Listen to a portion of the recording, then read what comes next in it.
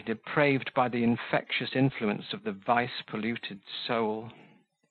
I had suffered much from the forced and prolonged view of this spectacle. Those sufferings I did not now regret, for their simple recollection acted as a most wholesome antidote to temptation. They had inscribed on my reason the conviction that unlawful pleasure, trenching on another's rights, is delusive and envenomed pleasure. Its hollowness disappoints at the time, its poison cruelly tortures afterwards, its effects deprave for ever. From all this resulted the conclusion that I must leave Pelet's, and that instantly. "But," said Prudence, "you know not where to go, nor how to live." And then the dream of true love came over me. Frances Henri seemed to stand at my side, her slender waist to invite my arm, her hand to court my hand. I felt it was made to nestle in mine. I could not relinquish my right to it, nor could I withdraw my eyes for ever from hers, where I saw so much happiness, such a correspondence of heart with heart, over whose expression I had such influence, where I could kindle bliss, infuse awe, stir deep delight, rouse sparkling spirit, and sometimes waken pleasurable dread.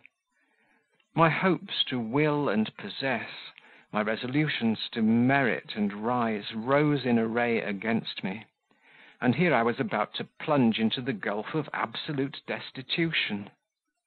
"And all this," suggested an inner voice, "because you fear an evil which may never happen." "It will happen, you know it will," answered that stubborn monitor, conscience. "Do what you feel is right, obey me, and even in the sloughs of want I will plant for you firm footing." And then, as I walked fast along the road, there rose upon me a strange, inly felt idea of some great being, unseen but all present, who in his beneficence desired only my welfare, and now watched the struggle of good and evil in my heart, and waited to see whether I should obey his voice, heard in the whispers of my conscience, or lend an ear to the sophisms by which his enemy, and mine, the spirit of evil, sought to lead me astray. Rough and steep was the path indicated by divine suggestion; mossy and declining the green way along which temptation strewed flowers.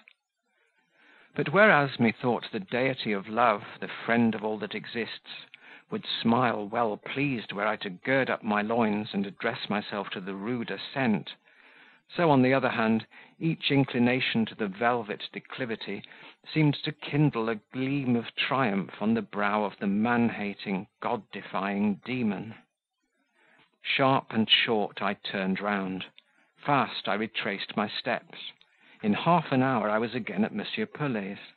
I sought him in his study. Brief parley, concise explanation sufficed. My manner proved that I was resolved. He, perhaps, at heart, approved my decision. After 20 minutes' conversation, I re-entered my own room, self-deprived of the means of living, self-sentenced to leave my present home, with the short notice of a week in which to provide another. End of chapter 20.